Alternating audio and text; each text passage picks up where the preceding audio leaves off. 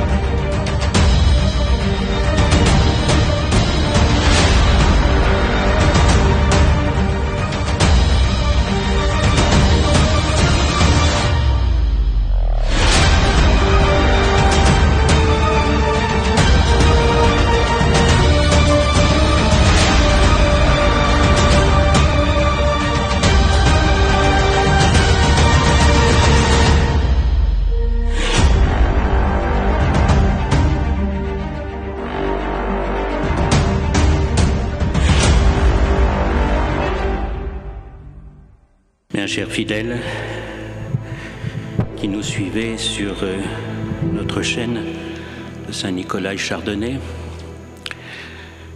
vous voilà donc réduits de nouveau à ne pouvoir suivre les offices que derrière un écran.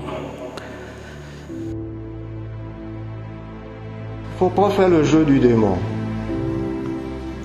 D'abord, il voudra abolir le culte de Dieu et ensuite imposer le culte du démon. S'il n'y a pas de messe, eh bien on ne regarde pas avec un ordinateur. Les enfants, ils vont plus faire la différence entre un film et une messe. Encore un mois supplémentaire où nous sommes privés de la messe. Oui, les fidèles ne peuvent plus y participer par décision de l'État, qui se met à la place de Dieu finalement. Non, c'est pas ça l'Église catholique. L'Église catholique, c'est une institution divine qui est au-dessus de l'État, faut bien le comprendre, qui est éternelle, voilà, et qui n'a aucun droit à demander aux sociétés temporelles pour subsister, aucun droit. Et c'était à l'esprit des premiers catholiques, les premiers chrétiens, les martyrs. Qu'est-ce qu'ils faisaient? Ils n'allaient pas demander à l'empereur s'il avait le droit de dire la messe dans les catacombes, ils allaient, et ils se faisaient martyriser éventuellement pour ça.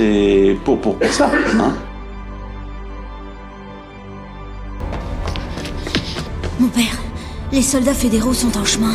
Il faut vous cacher. Me cacher? Je suis bien trop vieux pour me cacher. On ne peut pas se cacher de Dieu. Cette église est ma maison. Je suis en sécurité ici, Joselito. Une armée qui se bat au nom de Dieu, au nom de l'église. Mais nous combattrons avec honneur. Et avec dignité. José. Qui sommes-nous au juste si nous ne nous battons pas pour les valeurs en lesquelles nous croyons? Il n'y a pas de gloire plus grande que celle d'offrir sa vie à Jésus-Christ. Que ceci serve de leçon à toutes celles et ceux qui aident ces traîtres de Christéros. La liberté, c'est nos vies. Et nous allons la défendre ou mourir en essayant. Vive le Christ au roi! Vive le Christ au roi!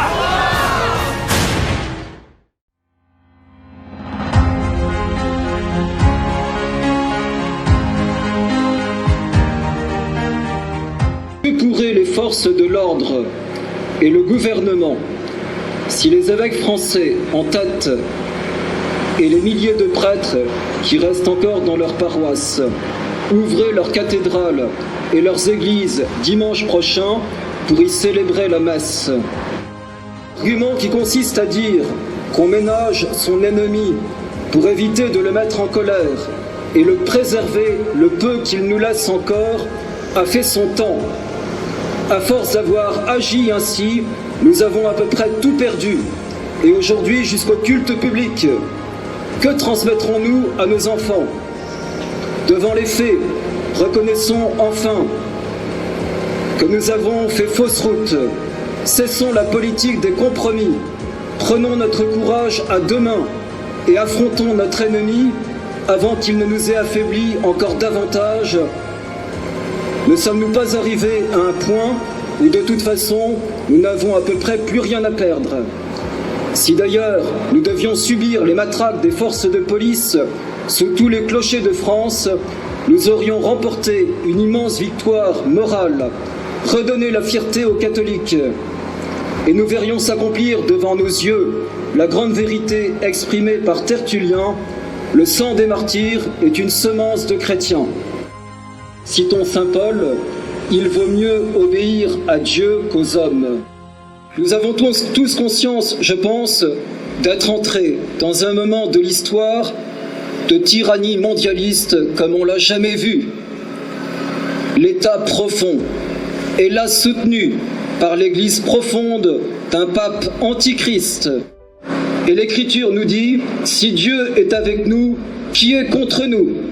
Je crois que comme il y a une contagion de la lâcheté, de la servilité, de la soumission et de la passivité, il y a aussi une autre contagion, plus forte et belle celle-là, de la bataille, du courage et de l'héroïsme. C'est celle-là que nous devons promouvoir.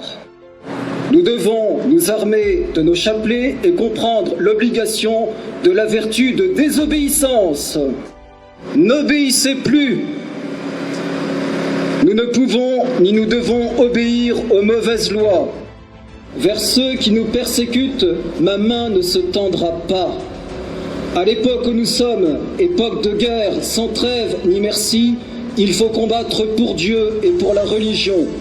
Il n'y a qu'une attitude à prendre, résister de toutes nos forces pour faire triompher notre cause qui est la cause de Dieu. Eh bien, chers frères, vive le Christ roi! Vive l'Église catholique! Vive Garcia Moreno!